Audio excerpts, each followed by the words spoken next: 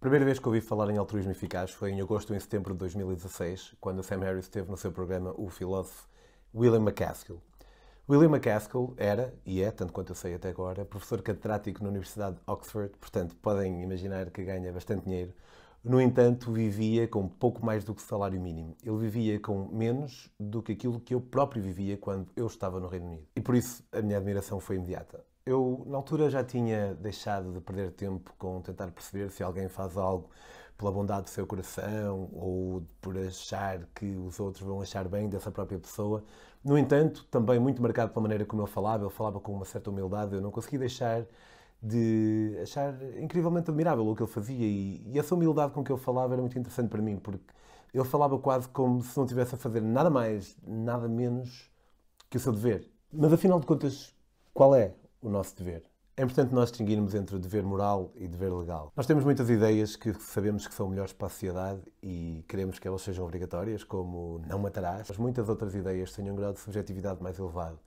E tentar impor pela lei a nossa moralidade certamente terá efeitos perniciosos para a sociedade. Então acho que é mais importante, em termos de legalidade, nós focarmos mais em não fazer o mal do que fazer o bem, apesar de admitidamente não fazer o mal também ter o seu grau de subjetividade. Isto também porque nós queremos que a sociedade continue a funcionar. Após dar o meu próprio exemplo, eu estou tão convencido de que o veganismo é efetivamente a escolha moral, mas não quereria obrigar as outras pessoas a ser veganas porque sei que isso não ia funcionar e ia ser um 31 tremendo e, em último caso, não ia resultar. Mas depois, ao dever moral, sempre quis ser boa pessoa e durante muito tempo achava que o era. Porque, afinal de contas, o que é que significa isto de ser boa pessoa? Alguém simpático e empático, que não faz nenhum mal voluntariamente às pessoas ao seu redor, que ajuda as pessoas ao seu redor e às vezes até ajuda aquela velha a atravessar a estrada. E não somos todos assim? A minha deliberada ingenuidade fazia-me ver quase toda a gente como enquadrante-se neste campo. Uns melhores, outros piores, mas quase todos boas pessoas. Mas depois continuei a pensar e pensava no que William MacAskill dizia, que com $3.000 nós podíamos, com um grau de certeza bastante elevado, salvar a vida de alguém em África se os investíssemos em redes de mosquiteiro. Que $600 podiam curar uma mulher de fístulas obstétricas, uma doença que geralmente atira para as margens da sociedade as pessoas que dela sofrem. Que com muito menos podia restituir a visão a alguém. E então, como é que eu podia ser a boa pessoa se vivia com mais do que precisava, quando tanta gente precisava tanto? Percebi que não era e que não sou boa pessoa. Eu só me posso julgar a mim, porque eu sei o que tenho, que estou longe de ser a pessoa mais rica do mundo, mas sei o que tenho, sei a maneira como penso e sei a informação que possuo, então posso-me julgar a mim mesmo por aquilo que deixo de fazer. Eu sabia o que tinha e mesmo assim vivia em abundância quando podia fazer tanto por tanta gente. Foi o começo de um processo que se foi tornando cada vez mais difícil de suportar. Fui despertando para algumas injustiças acerca das quais tentei fazer alguma coisa, como a morte desnecessária de animais que vêm aterrar ao nosso prato. Fui despertando para outras injustiças ou para outras coisas que não devia estar a fazer e continuei a fazer, fruto do meu egoísmo enquanto ser humano, como atravessar os céus em aviões poluentes que me levam para destinos exóticos. Mas, acima de tudo, fui-me despedindo de desculpas para fazer o que fazia ou, muito mais importantemente, para não fazer o que não fazia. Deixou de me fazer sentido ver como normal aquilo que era habitual e deixou de me fazer sentido encontrar refúgio para as minhas angústias comparando-me com outras pessoas que tinham mais do que eu e faziam menos do que eu. Podia apenas olhar para dentro e analisar-me e tentar perceber aquilo que eu estava disposto a fazer e admitir o meu egoísmo perante tudo o resto que eu não estava disposto a fazer. Em vez de estar com desculpas tipo, foi sempre assim ao longo da humanidade, aquele animal nem sabe que está vivo, ou o velho, posso sempre precisar do dinheiro amanhã. E ia pensando em fazer o compromisso, ou o pledge, como eles dizem em inglês. Na introdução desse episódio de Sam Harris com William MacAskill, que ele gravou depois de ter gravado o episódio em si, o Sam Harris começou por dizer que após a gravação desse episódio ele sentiu-se motivado para começar a doar 10% de tudo o que ganhava para a associação da Life You Can Save. E esse é o pledge, esse é o compromisso que a associação recomenda, que as pessoas doem 10% de tudo o que ganham. Eu senti-me extremamente motivado por isto, mas será que eu conseguia doar 10%? É óbvio que 10% é uma percentagem. 10% de muito é pouco e 10% de pouco é pouco, em termos relativos, claro está. Porque 10% são só 10%. Mas porquê que me estava a custar tanto? Eu sempre arranjando desculpas para não fazer, ou era o telhado que tinha que mudar, ou era a autocaravana que queria comprar, ou era o dinheiro que eu achava que ia precisar no futuro. E depois, no verão de 2022, li o livro The Life You Can Save, do Peter Singer, o livro que deu origem à ciência que eu referi há pouco. E o peso da minha contradição começou a esmagar-me. Andava triste, estava-me a fazer mal aquilo.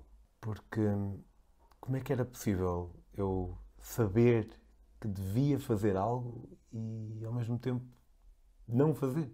E depois pensava, espera aí, mas será que as minhas questões são válidas? Será que 10% é efetivamente muito para mim? Não conseguia resolver e a dúvida deixava-me pesado.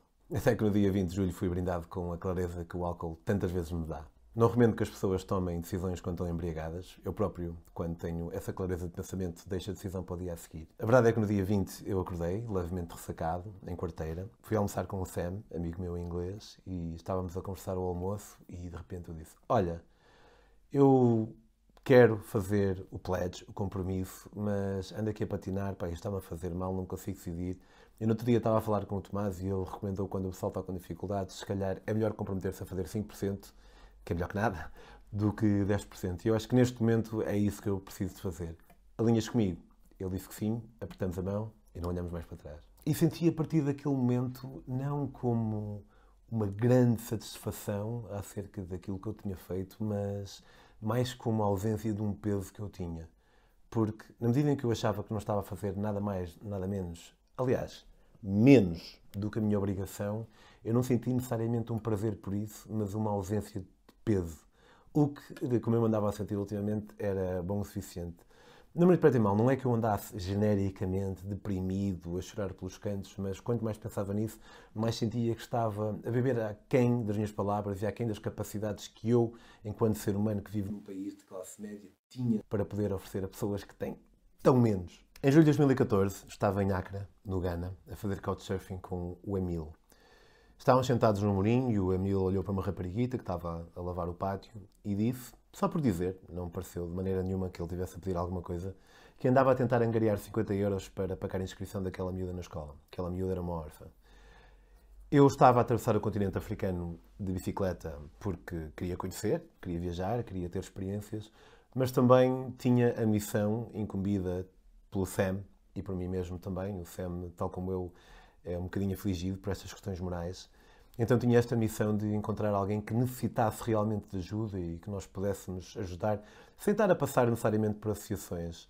Na altura eu tinha uma visão mais negativa de associações do que tenho hoje em dia. Isso é porque na altura não conhecia o conceito de altruísmo eficaz e não conhecia a maneira como nós podemos realmente observar a maneira como o nosso dinheiro é gasto, digamos, não literalmente, mas de uma maneira indireta, através de estudos e de transparência total. Então achava que a melhor e se calhar até a única maneira de fazer algo valer realmente a pena era eu dar diretamente. Quando ouvi o Emil a dizer isto, quis de imediato saltar para aquela oportunidade, mas dei-me mais um dia para perceber se as suas intenções eram nobres e facilmente descobri que sim, e então alinhamos. Mais tarde alguns amigos juntaram-se a nós nessa empreitada. Infelizmente a miúda que nós ajudamos a estudar durante uns 4 ou 5 anos acabou por desistir, não tinha muito interesse. Mais tarde, isto foi há quase 10 anos, mais tarde o Emil apresentou-nos outra miúda e nós aceitamos ajudar esta e esta está agora, entrou há pouco tempo no último ano do liceu. E apesar de eu ter referido este episódio no livro que eu escrevi acerca desta aventura, nunca o partilhei nas redes sociais, mesmo entre pessoas, quase nunca falava dele. E porquê? Porque, apesar de eu perceber que todo o altruísmo que nós fazemos é para que nós nos possamos sentir bem connosco mesmos, eu queria saber que eu estava a fazer o que estava a fazer por mim. Que não estava a fazer o que estava a fazer para poder dizer aos outros que o estava a fazer. Queria proteger a pureza dessa minha ação. E, entretanto, passaram estes quase 10 anos e eu percebi que isto é um erro. É um erro porque, ao querer proteger esse meu sentimento, eu estava a privar outras pessoas da oportunidade de conhecerem aquilo que eu tinha feito e assim poder inspirá-las. O que interessa é fazer, independentemente da razão. Devemos fazer primeiro e analisar as nossas intenções depois. Fazer e partilhar, idealmente sem soberba ou superioridade moral, na esperança que alguém que nunca pensou nisto comece a pensar, ou na esperança que alguém que já pensava nisto se inspire a agir. E sei, obviamente, que não é por estar a dar 5% de tudo o que eu ganho que de repente estou tranquilo e já sou boa pessoa. Eu sei que não, de maneira nenhuma. Temo até que, de acordo com esta minha nova definição de boa pessoa, talvez eu nunca venha a ser.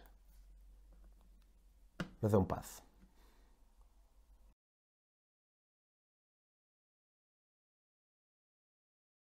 Se alguém tiver ficado interessado com este conceito e quiser saber mais, pode mandar perguntas. Em relação às organizações para as quais pode participar, eu apenas vos encaminharei para que se possam informar na fonte. Naturalmente, em relação ao meu processo, ou de tomada de decisão, ou conclusões às quais cheguei, ou pensamentos que me atravessaram, não sei, seja o que for, mas se houver algo que eu possa fazer para ajudar alguém neste processo, por favor, não se coibam de mandar mensagem. Obrigado.